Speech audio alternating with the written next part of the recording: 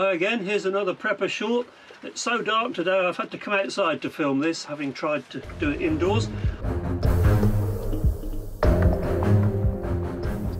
Old wine bags from a box of wine.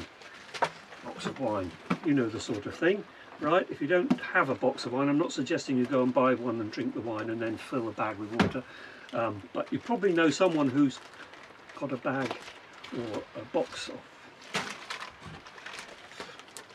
I'm just saying that if you can get hold of the bag from inside an old box of wine, they are very useful indeed.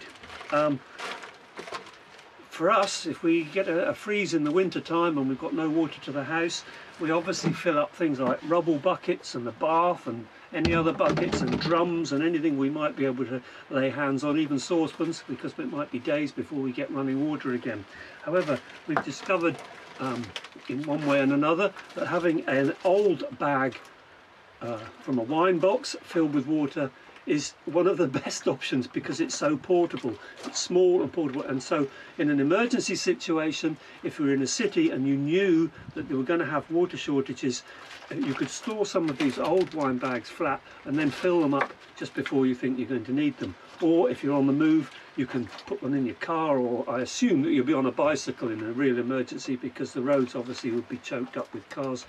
Anyway, wine bag, that's all I wanted to share. Let me just tell you that there are obviously different taps on there. This one's pretty good because you can just fill a kettle or whatever with that. I keep one in the van actually, and I use it to wash my hands or whatever. Now there's another stopper on here which you can't just press, but and so with these, sorry, I'm getting a bit confused here. I've tried this so many times and it's so simple to share. With these, you just hold that under the tap, press the button in like that, hold it under the tap, and it obviously fills with water, and you can expel any air left in and fill it right up with water. These are slightly different because you can't just hold them under a tap.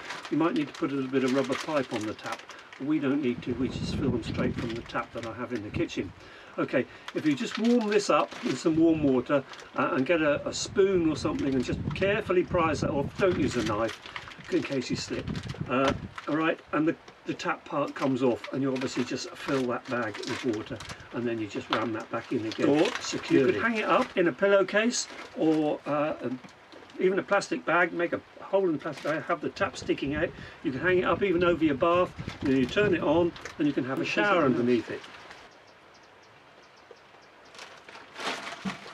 What else was I going to say? Eh? Oh yeah. The other thing useful about these is that you can just blow them up with air, and you've got a pillow if you wanted one. I actually spent one whole winter with a lot of these stuffed under the broken mattress because it was more comfortable with some extra padding underneath. But there you go.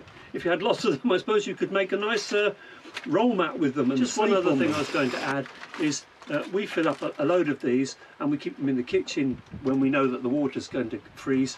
But it's best to put them into either into a rubble bucket or some other container. On the whole, they're very good and very strong on the whole. There you go. Okay, God bless. We're both pretty wet, aren't we, today, dog? And so I wanted to share that with you, and I hope it's going to help or give you at least some ideas, some inspiration. Inspiration. God bless. God bless. And as I've said, if you know Jesus and the power of his Holy Spirit, then you've nothing to fear. Oh Lord. I get tearful, you know. Anyway.